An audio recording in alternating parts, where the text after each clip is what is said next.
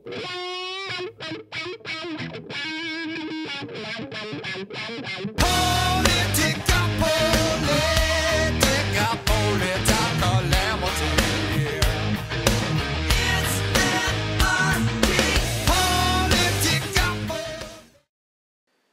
I'm listening to Meet the Press this week, and Obama is on, and he says something to me that is a bit extraordinary. Mayor Giuliani said Obama, Clinton have never managed a city, managed a state, run a business, met a payroll. How can they possibly want the top executive job in the country? Well, I think I have shown through my legislative work, my knowledge of the issues, my judgment and character, and those are the qualities that I think the next president is going to need. One of the things that I'm very clear about during the course of this campaign as I'm meeting voters all across the country is they don't expect the president to be the next chief operating officer. What they want is somebody who understands the struggles they're going through, is going to be thinking every day about how to make their lives better, has a grasp of the issues that not only Democrats but Republicans and independents are worried are not being attended to in Washington. And if I provide that kind of leadership, I think that they will feel confident that I'm going to be able to do the job. Yeah, okay, I'm going to have to beg to differ with you there. I really don't want someone who's going to think about what I'm going through and care about my personal struggles. I want someone who's just going to manage the government. I do want a chief operating officer. And I don't want someone who's going to be concerned with whatever is going on in our daily lives. That's not what the president is for. The president is supposed to manage the entire federal government. There's 300 million people in this country, give or take.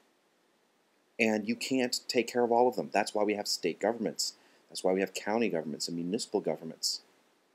You know, I am only about 1/3,000,000th of 1/50th of the U.S. Senate. That's how much I am actually represented by my vote. My political power is greatest when the decisions are made at the lowest level, because that's when I have the greatest amount of representation. And when the president, let alone Congress, is the one dealing with this, my representation is so minute that what I think really doesn't matter at all. If something's done at the state level, well, I have a much greater representation at the state level. And at the county level, I don't live in a municipality, but if I did, at the municipal level, my voice means a lot. You know, maybe one out of a few thousand. At the county level, maybe one out of, 100,000. My vote can mean a lot, but not when it happens at the federal level. My vote really doesn't mean much. Like I said, 1/3,000,000th out of 1/50th of the Senate. So I want my power to be maximized so that my liberty can be maximized, which means I want things done at the local level. And you're talking about trying to solve my daily problems. And it's not just Obama and the Democrats, because here, let's listen to Mike Huckabee. Now, you have won all kinds of accolades as a governor, small g, as a manager. You were once named by Time magazine as one of the 5 top governors in the country. Do you think that's what the American voter is looking for in a president? I think they want somebody who really believes in something and can stand by it and articulate it. But they do want somebody who is a competent manager, a pragmatic person who understands that you're not elected to be an ideologue and stand on the steps of the Capitol and just make speeches. They want you to be able to solve real problems that touch them every day. So being a governor is a great advantage. I really don't want you to solve real problems that touch me every day. I want you to solve the big problems that are ongoing.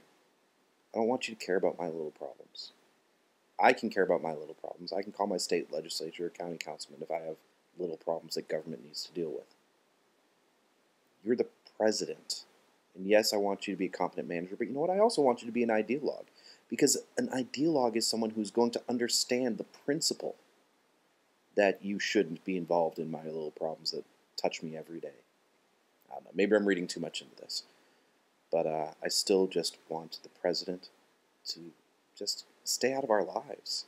And I don't say that as a libertarian or conservative who just wants government to leave them alone. I'm talking about that as a Republican who recognizes that the federal government's role is with the big issues. I want to grow up to be a politician and take over this beautiful land. I want to grow up to be a politician and be the old US of A's #1 man. I'll always be tough, but I'll never be scary. I want to shoot guns.